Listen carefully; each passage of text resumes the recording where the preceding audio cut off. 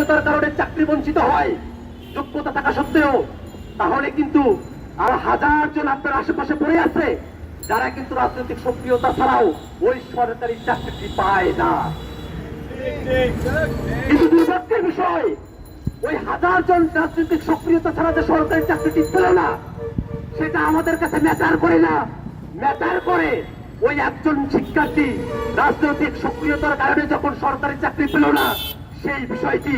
এবং এই যে ম্যাটার করাটা, এই ম্যাটার করাটা হচ্ছে আমাদের কাছে ম্যাটার অফ ফেয়ার, একটা ভয়।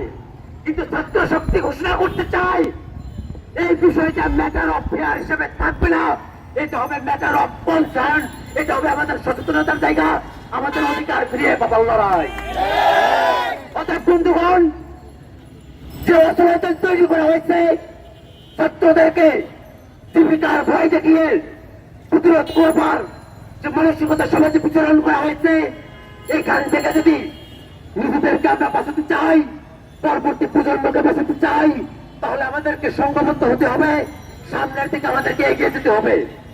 সংগ্রামী বন্ধুগণ, আজকে ঢাকা বিশ্ববিদ্যালয়ের রাজভাস্কর্যে দাঁড়িয়ে গোটা দেশের সকল ছাত্রদেরকে উদ্দেশ্যে বলতে চাই, আমাদের লক্ষ্য উদ্দেশ্য সফলতে জানুন, আমাদের সাথে যোগাযোগ করুন, আমাদের ব্যাপারে জানুন।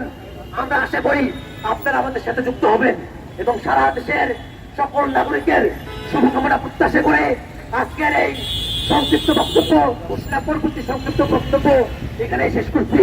ধন্যবাদ সকলকে।